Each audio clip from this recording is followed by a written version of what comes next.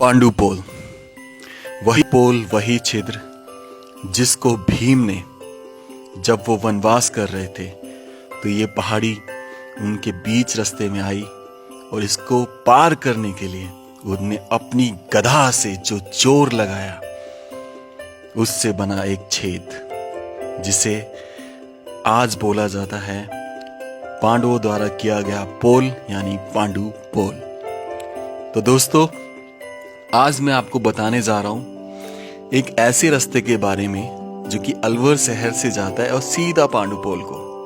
अब आप पहला ये बोलोगे कि रास्ता तो पता है सर, आप काम की बात कीजिए ना। तो मैं वही कह रहा हूं कि भैया आपको रास्ता वो वाला पता है जो अलवर से अकबरपुर, अकबरपुर से नटनी का बारा, नटनी का बारा से कुसालगढ़, कुसालगढ़ से सरिस्का और सरिस्का से पांडुपोल। लेकिन जो रास्ता मैं आपको बताने जा रहा हूँ ये मुझे बताया था मेरे एक फॉलोअर ने, जो मुझे मिले थे एक ठेली पर, और उन्होंने मुझे बताया कि भैया आप इसका ब्लॉग बनाएं। तो ये रास्ता मेरे घर से मैंने शुरुआत करी अपने दोस्त दिनेश के साथ। तो यहाँ से मैं पहुंचा मालाखेड़ा। अब मालाखेड़ा से मैं पहुंचा बालेटा, जो कि मालाखेड़ा से 11 किलोमीटर पड़ता है। और 11 किलोमीटर बालेटा आने के बाद वहां से मैं पहुंचा उस चौराहे पर जहां पे लिखा हुआ था कि पांडुपोल जाने का रास्ता, जो कि पुराने रास्ते, जो कि मेन रास्ते जिससे सारा ट्रैफिक जाता है, उससे 10 किलोमीटर शॉर्ट है, छोटा है और रोड भी अच्छा है। तो यहाँ से आपको एक चीज़ बताना चाहूँगा कि 4 व्हीलर इज़ नॉट अलाउड, क्योंकि रोड जो है संकरा हो जाता है। 2 व्हीलर अलाउड है, वही लोग जा सकते हैं या पद यात्रा करके आप जा सकते हैं। तो फिर बस क्या था, मैं उस आखिरी गांव को भी जानना चाहता था तो मैंने पूछ लिया बस। भाई ये गांव को नाम कहीं है? हाँ, प्रतापपुरा। पृथ्वीपुरा पड़ा था किसने? पृथ्वीपुरा वाले का साग है। अच्छा, हम पे थे। और ये सीधो रास्ता कहाँ से आ रहा है? वहाँ कांदोली बाईपास हाईवे से। और मैं आगे चल पड़ा। यहाँ से पूरे 13 किलोमीटर ये रोड ऐसे ही कच्चा रास्ता है, क्योंकि ये सरिस्का टाइगर रिजर्व में आता है। इस रोड का निर्माण कार्य नहीं कराया गया, लेकिन ये रोड उस रोड से 10 किलोमीटर छोटा और कच्चा रास्ता भी 12 किलोमीटर कम है। आइए अब आपको बताता हूं कि आखिर ये पांडु पोल हनुमान जी यहाँ कैसे आए। कौरवों के द्वारा पांडवों को 12 वर्ष का वनवास तथा 1 वर्ष का अज्ञात वनवास के लिए भेजा गया, तो जिसमें अपनी भार्या द्रौपदी और माता के साथ ये वनवास को निकल पड़े।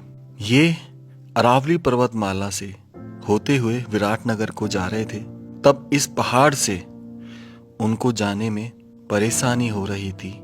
तब भीम ने अपने अग्रज युधिष्ठिर की आज्ञा लेकर इस अरावली पर्वतमाला पर अपने गदा से प्रहार किया, जिससे पर्वतमाला पहाड़ पर एक पोल बन गया, जहां से निकली एक पानी की धारा, और उस पानी की धारा के तट पर बसा है ये हनुमान जी का मंदिर। तब भगवान शिव ने अपने अंश बजरंगबली को भेजा, ये बोलकर कि भीम को बहुत अहंकार हो गया अपने बल का, तो उनकी परीक्षा लेने उन्हें भेजा। तब भगवान बजरंगबली बीच रास्ते में वृद्धावस्था में होकर लेट गए और अपनी पूंछ को मार्ग पर पटक दिया। तब भीम जब रास्ते से जाने लगे तो उन्होंने वानर से बोला, हे वृद्ध वानर, अपनी पूंछ को मार्ग से हटाइए। तो बजरंगबली ने परीक्षा लेते हुए बोला कि मैं ठहरा बूढ़ा वानर, मुझसे मेरी पूंछ इधर से उधर नहीं होती, आप ही कृपा करके हटा दीजिए।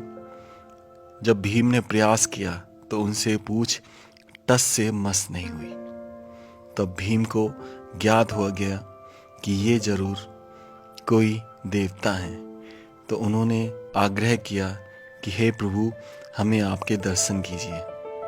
तब बजरंगबली ने बोला कि इस पोल से पूरे 1 किलोमीटर आगे इस झरने के तट पर मेरा मंदिर बनाइए ताकि मेरे श्रद्धालु मेरे तक आराम से पहुंच सके। तब ये इस मंदिर का निर्माण हुआ और आज यहाँ पर पंडित जी की जिन्होंने स्टार्ट की थी सेवा पूजा, उनकी 5वीं पीढ़ी काम कर रही है। तो जय बजरंगबली। तो फिर हम निकले उस 1 किलोमीटर आगे पोल को देखने के लिए, जो कि इतने सुंदर रास्ते से जा रहा था, यकीन ही नहीं हो रहा था कि ये अलवर का ही हिस्सा है। ताल वृक्ष को देखकर मानो ऐसा लग रहा था कि हम हिमाचल की गोद में हैं। उस पोल को देखकर अभिभूत हो गया कि वाकई में ये किसी बलशाली पुरुष का काम है।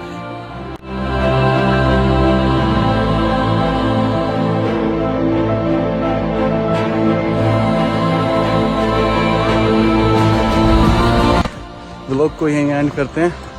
राम राम से सभी को। खंबा गणिसा राजस्थान, मेरा देश, मेरा भारत। जय बजरंगबली। ये है फ्यूचर इंडिया का। गो इंडिया गो।